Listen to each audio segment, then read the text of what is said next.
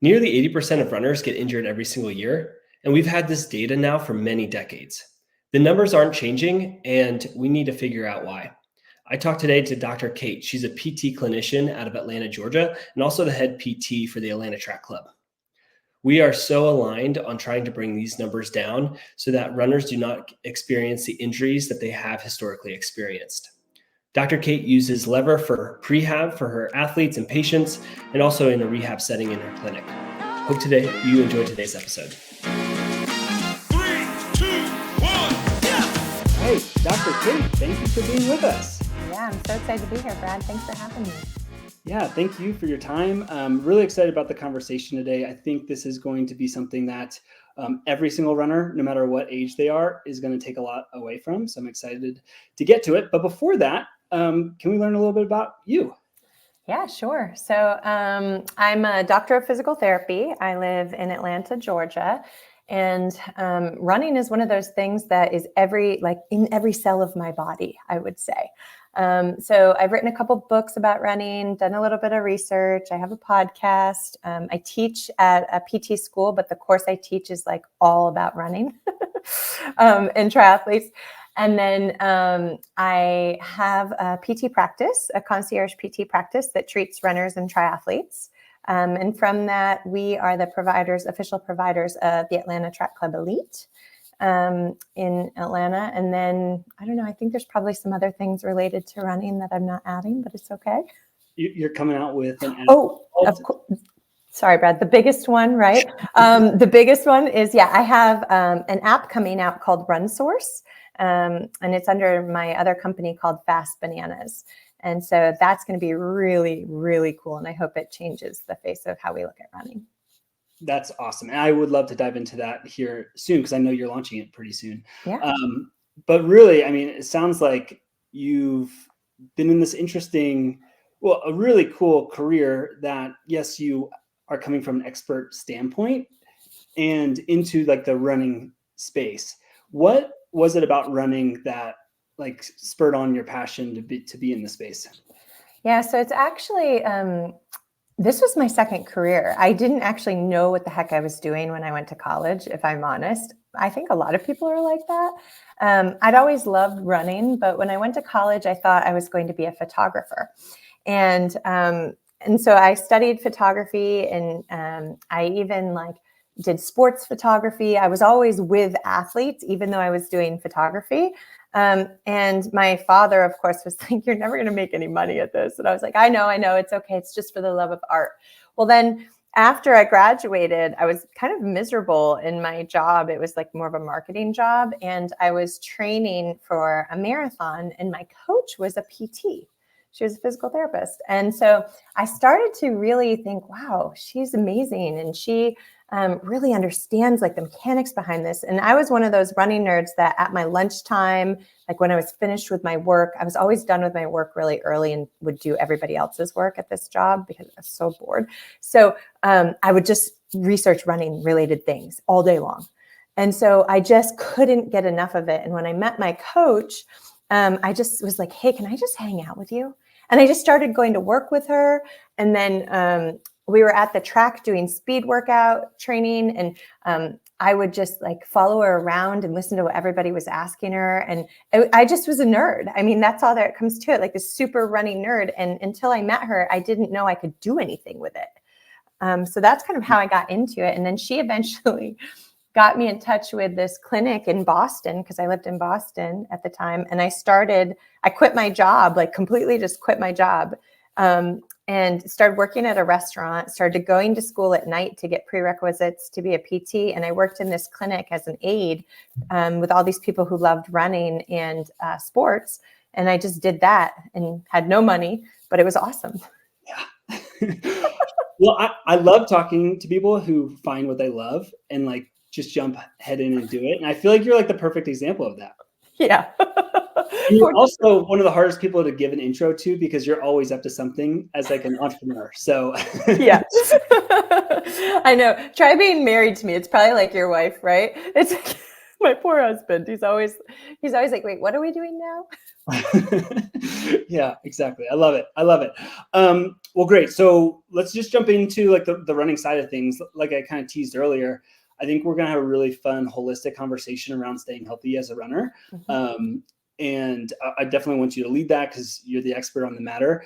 But maybe kind of start with like Atlanta Track Club and what you do for them. And I guess how you have progressed so much in your knowledge and learned so much. I mean, you're obviously hands-on, but like with the Atlanta Track Club, like how have you developed your like knowledge of like keeping these elite level athletes like injury free?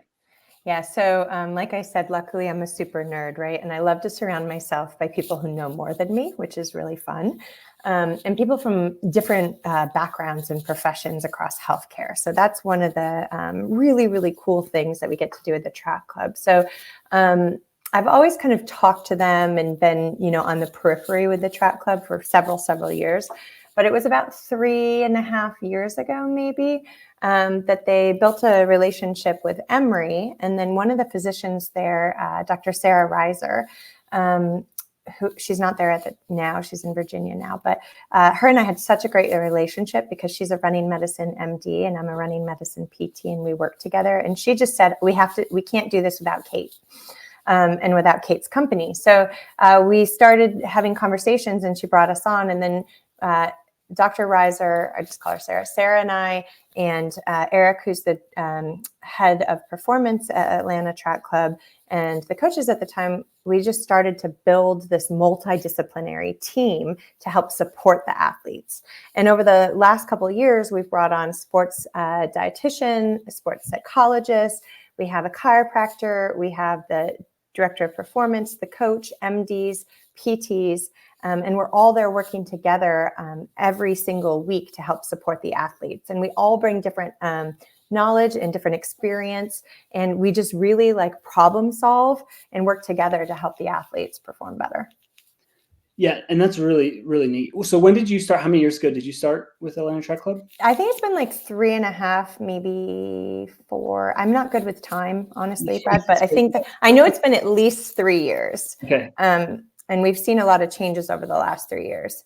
But I think that's when we started. That's great. And it really sounds like the track club has made the investment for that holistic care for their athletes.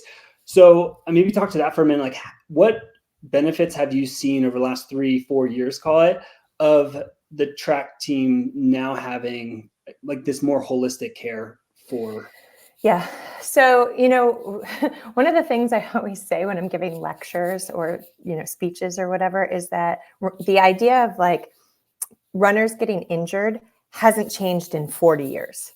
Like the same amount of runners are getting injured all of the time. And no matter what happens from like a shoe standpoint or what happens in terms of like the coolest technology out there or we're tracking this, we're tracking that, nothing has changed. And I believe that nothing has changed because we haven't really looked at the athlete from that holistic view. So what has happened and what we've seen is that overtraining has dropped significantly in the club. Our athletes are healthier, they're happier, and they're faster. Because they're getting the support they need from every single aspect. And then they're not just getting it, they're integrating it into what they're doing on an everyday basis. Yes, that's really cool. And so the overtraining aspect, are there markers that like the team's looking at for the overtraining aspect? I mean, there's easy markers. So there's this whole thing. And again, this could go down like 2-hour conversations. So I'll be real fast about it. But there's one thing that we're really looking at, and that's energy availability. So energy availability is this idea of like, how many calories do you put into your body minus how many calories do you take out, or the energy that you take out, and then what's left over. Right. And so what's left over is what you have to fuel your everyday function, like how your brain works, how your heart works, how your muscle works, like how you move through the day. And then what else do you have to give on top of that for sport and for performance, right? And so a lot of the indicators of low energy availability are things that people struggle with that they don't really relate to the idea of low energy availability. So for instance, neurocognition, if you will. So like how you're thinking, like cloudy thoughts like, are you exhausted all the time? Are you fatigued? Do you put your keys in the refrigerator kind of thing? Or maybe you're not having great strength training workouts or great lifts. Like maybe just lifting feels harder. Maybe you're having GI disturbances, or you're having difficulty with sleep and mood. All of those things are indicators that you have low energy availability. And so we're really looking at that as a team, and we're tracking it, we're managing it on every single level. And it's not something you can do just with a PT, MD, or a sports dietitian or coach. You have to do it with everybody because we all have to give those kind of inputs and help build out that program. So I think that's the number one thing.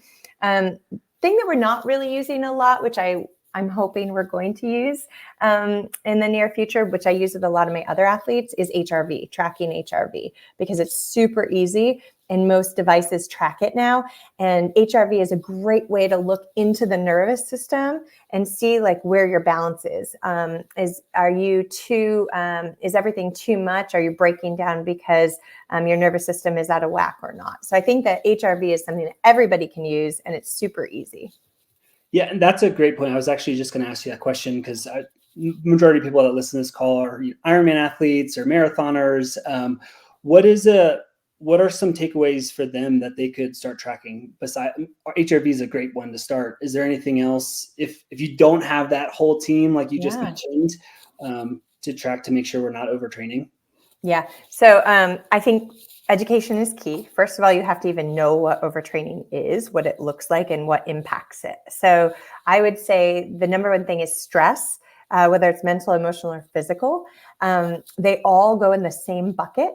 So if you are moving, if you just had a baby like you, or you're starting a company or whatever it is, all those stresses actually impact your training and make it harder for you to not go into that overtraining realm. So first is education, just taking a look at your life and saying like, is this 6-month block in my training? Is there anything really significant that's going to impact me?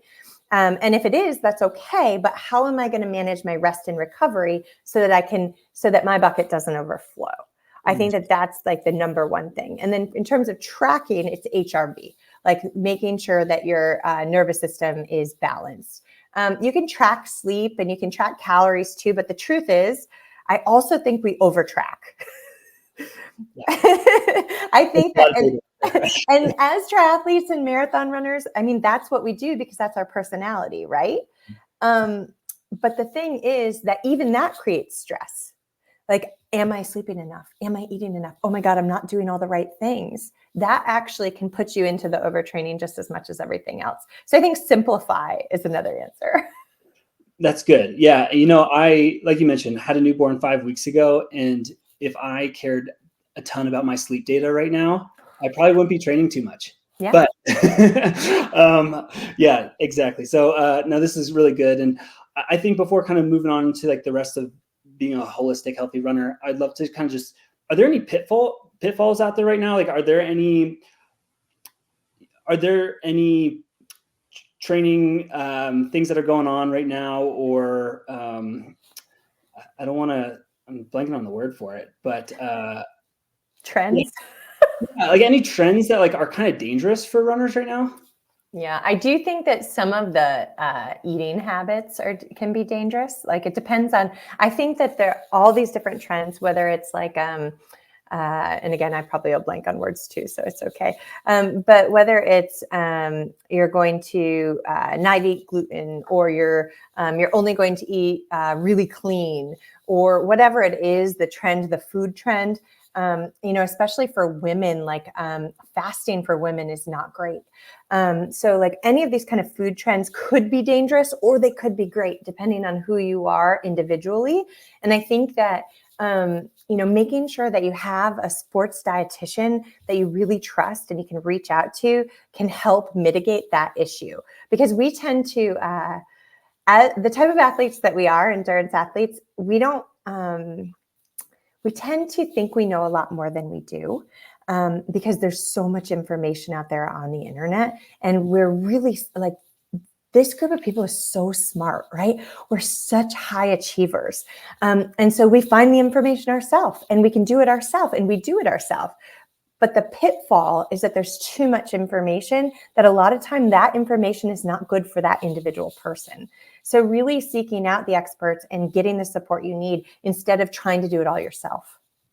Yeah, I think you hit the nail on the head, which is making it customizable for you, right? Because there are a lot of great trends. The running fasted is like a big thing that's, I feel like I'm seeing out there right now. Yeah. And it could be great for some people and it could be really detrimental to others. Exactly. And as athletes, we don't want to keep being hard nosed and going as hard into, a certain trend as possible. And the only thing that's going to stop us is an injury, right? Like we need to make sure we see those markers before that happens. Yeah, that's right. Diving into the rest of the conversation as for being like a healthy runner. I know you, so obviously a lot of experience with Atlanta Track Club. So you're seeing the elite side of things. You're coming out with the RunSource app here soon. So maybe if you want to plug that for a minute, what is the RunSource app? When will it be available? And then what will it provide? Yeah. So I'm not going to give you a specific date because every time I try to put it in a time box, it's not happening. But I imagine it'll be the next 4 to 8 weeks. Like I don't think I can tolerate it being any longer than 8 weeks. So when it comes out, it's going to be great, but it's going to be updated all the time. I've already imagined V2, which I haven't even released V1. So it's going to continually be better. And I just have to accept that it's not going to be perfect and it'll be out very soon. The entrepreneurial issue at hand, right? But RunSource came up because of this idea I talked about where 40% of runners are always injured. 80% of runners are injured and it's happened for 40 years and nothing has changed. And all of the things that I've seen with the track club in the last 3 years and seen the resources that they've had that have really helped them, I thought, why can't everybody have these same resources? And a lot of the people that are experts in the field are unavailable to most people because we're too busy. We've got a zillion projects going on. We're booked out, whatever it is. And so or we're too expensive and you can't get in to see us. So I decided to say to all the people I know, all the experts I know, hey guys, let's get together, create this app and give this information to people. So maybe we have a chance to start decreasing this trend of getting injured and help people reach those performance levels that they want without, getting injured, because you can't be a high performer if you end up injured. So basically right now we have about 40 experts across different professions. So sports psychologists, sports dietitians, MDs, PTs, coaches. We've got yoga instructors, strength trainers. We've got all of these people together in one place. And they're really incredible people. I mean, involved in the USATF, professors that are putting out some of the best research out there, people that work with elite athletes already, and they're all on here to build out programs and give information to everybody. Yeah, that's great. So when somebody's using the RunSource app, will it be customizable for them, or is it just a place to go for education? It's kind of both. So there's going to be 2 levels. Like you can go on and again, I don't know, it's like $4.99 or something. I can't give a specific number, but I think it's going to be pretty cheap to just go on and have all the resources available because I want people to have the resources. So you'll be able to go in there and all the topics. You can go through the topics, look at the strength training programs, take the yoga classes, look at the meditation and breath work, look at the recipes from dietitians, and then also get all the information. So that's kind of one way that you would enter it. And then the second way, which will be a little bit more expensive, but again, pretty cheap, like probably $14.99 or something. You can go in and say, hey, I'm, this type of runner and this is my goal. So if we want to say recovery, for instance, hey, I'm, a regular everyday runner and my goal is to dial in my recovery. And you can say either I have no idea what I'm doing, I know enough to be dangerous, or I just want accountability, right? And then whatever you pick, a program will come up for the next 6 weeks. So it's customizable to an extent. It's not going to be completely individualized, but it's based on the type of runner you are, what your needs are, and what your knowledge is. That's really cool. And I just from a real world standpoint, like a postpartum example, could you kind of walk through that type of example? Yes. So this is really cool too. So in terms of postpartum, I have about 5 experts right now that all only work with postpartum athletes. And what we do is I built out programs like if you're postpartum, 0 to 4 weeks, 4 to 8 weeks, 8 to 12, 12 plus weeks, what to expect. So we have everything in there from like, we're going to have something about like how your feet change. So you might need to get different running shoes to, I have recommendations about sports bras that you might consider using. We have like things about breastfeeding and running, pelvic floor, leakage. And then I built out strength programs for athletes from all the way from 0 to over 12 weeks postpartum. We've got return to run screens that you can take and you can say, am I ready to return to run? And if you don't pass the screen, that's okay, but you can keep going back to that to check it. And then I also have a return to run program, like how many, like a walk run program for people to use once they get to that 12 week mark. And so most people don't like to wait that long, but part of the app is the education about how if you actually wait that long, you'll probably not get injured or you're less likely to get injured and you'll probably do better. Because one of the major things is postpartum runners, they start too soon and they end up with stress fractures. They're too stressed out. They're not consistent enough. And then they're miserable and they don't enjoy it. Mm-hmm. Yeah, it sounds like it's going to be a really neat tool for every athlete. Yeah. I'm excited to go through it myself. Excellent. So yeah, again, just staying on this topic, is there anything else you want to hit around being a holistic, healthy runner? Yeah, I just think the other piece is rest and recovery, right? So rest is kind of cool right now. There are some cool things, or recovery is cool, not rest. Rest is not cool. Recovery is cool. Like I love that. I love sleep right now. I'm sure you do. I love sleep too. But I think the reminder that rest isn't just sleeping. Rest is also mental rest, like giving your mind a break, whether that's, reading or meditating or breath work or walking in the woods. But so rest is all of these different things, but it's not just sleep. Mm-hmm. Yeah. That's great. Well, yeah, no, that's awesome. I think we are very much aligned. And I think when we met, we kind of hit it off because we are very aligned around just wanting to create more sustainable and healthy athletes. You're doing it every single day. We do it with Lever, and we're seeing really cool things as well. And so just transitioning a little bit to, your clinic, maybe, like, I'd love to know, because you are more of an expert in this space, like how have you been incorporating the Lever system, like for your patients, for athletes that come in through your doors? What does that look like? So we incorporate it in a few ways. As I've told you in the past, one of the easiest ways is that we have a recovery room in our practice in Atlanta where you can go in and, use compression boots, use the massage tools, all that kind of stuff. But then you also have Lever in there. I'm going back and forth between Lever and Lever. I know you're calling it Lever. I do this all the time. But so we have one set up always on the treadmill there. And people can actually come in and use it anytime. They just have to book a session, like a 30-minute session. So we use that from, that's the easiest entry point for us. If you don't even see us as therapists, you can come in and use the Lever and use it for recovery. Now, in terms of how I dose it out or how I talk to people about it, it depends on what kind of athlete you are. First, I'll say, because we just talked about pregnant and postpartum runners, I love it for postpartum athletes, actually, because they, just like everybody else, we want to do more than maybe our body's ready for. And so it's a really good way to use it once or twice or a couple times a week so that you can add mileage into your and add that kind of weight bearing and get going without putting too much stress on your body. So I do use it with my athletes that are turning to running postpartum. I also use it with any athlete that's been injured. For instance, stress fractures are a huge one, just, because we need them time on the ground. Like we need them. It's really important to get the biomechanics down of running. And, like everyone says, if you're a swimmer, you have to have the feel of the water. We talk about feel of the water for our triathletes and swimmers.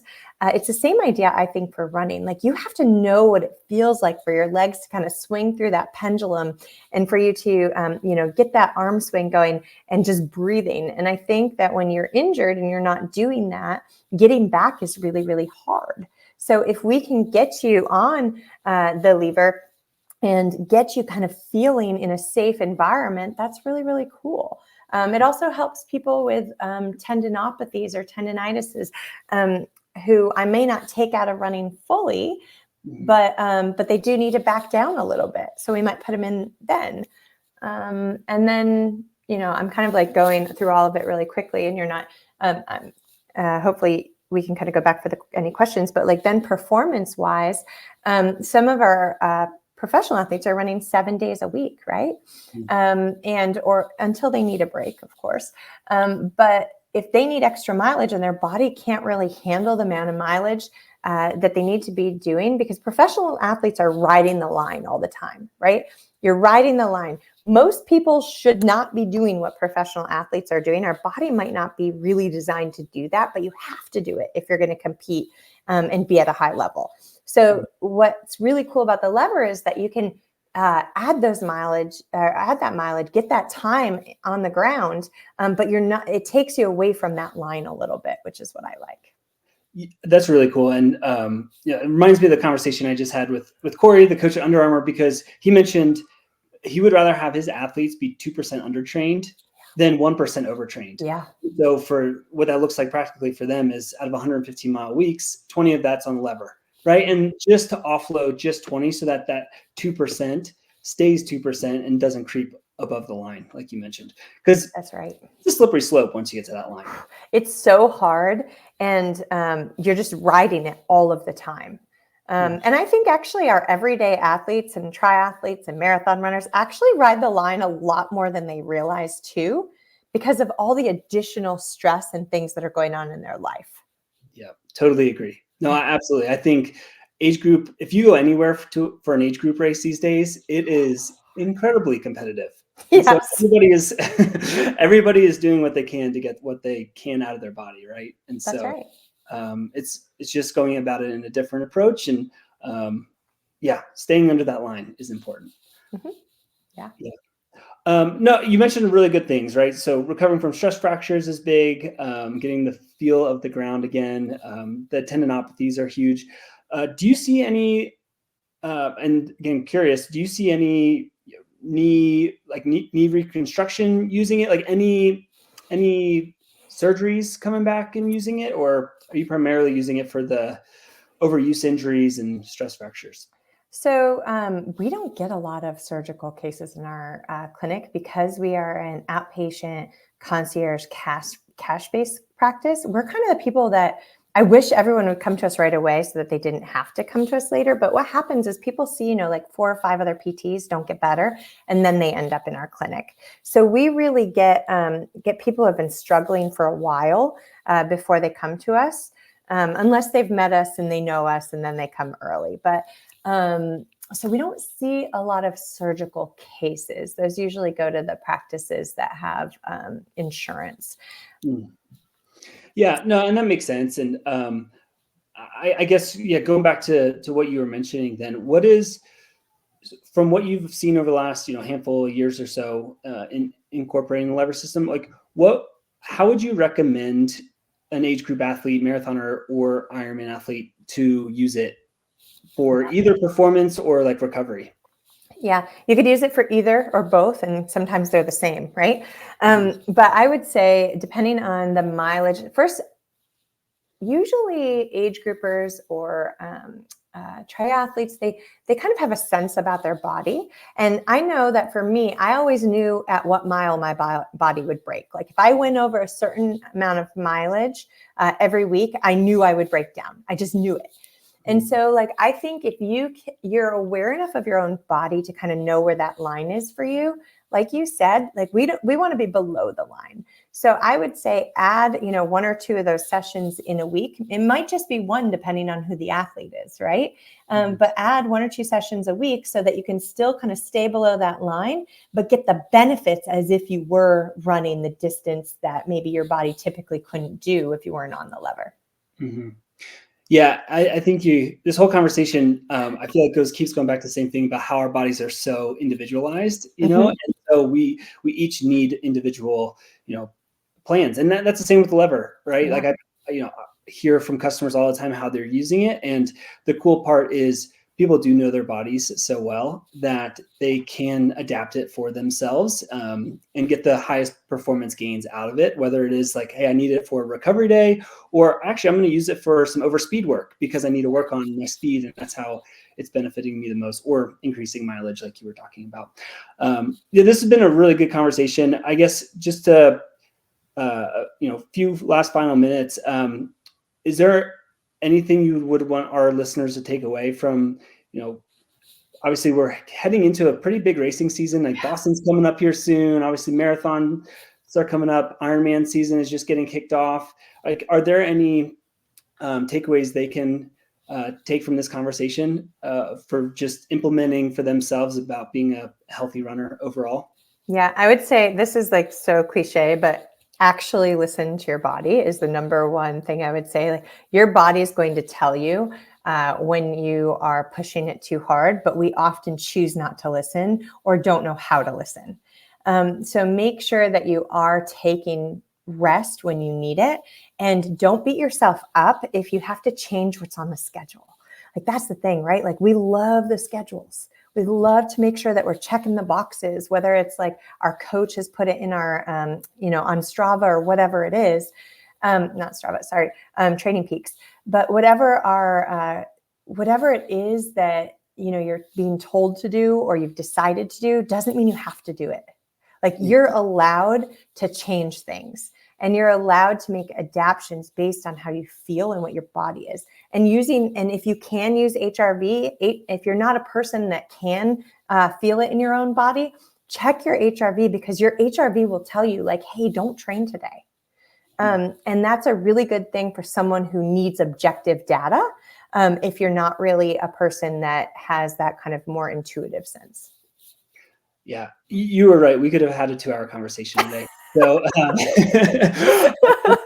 we'll cut it off there. But what's the best way for people to follow you and like keep up with what you have going on, the app, your clinic, all of it?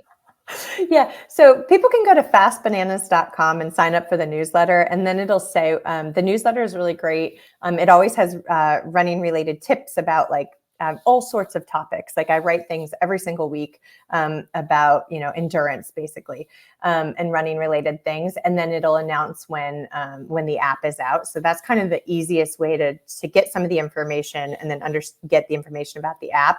My clinics are Precision Performance and Physical Therapy in Atlanta. We have a clinic in Atlanta on Zona Light Road, and then one in Serenbe. And so I think it's precisionpt.org. And then both of those, FastBananas and Precision, both have Instagrams. Perfect. All right. Yeah. If you're in Atlanta, go check out Dr. Kate. She's right. doing good things. Yeah. It's been great to know you, and you just learn from you. I mean, you're doing such good things for the sport. So thanks. I love talking to you too, Brad. Like, last time when we were together and we had dinner, like, I literally could have talked to you for 6 hours. So I thank you so much for inviting me here. This was really lovely. 3, 2, 1. Thanks for listening to today's episode. If you're interested in learning more about incorporating a lever system into your training, follow us on Instagram @LeverMovement, or even follow me on Strava to learn how I incorporate lever into my training for ultras. Until next time, keep running.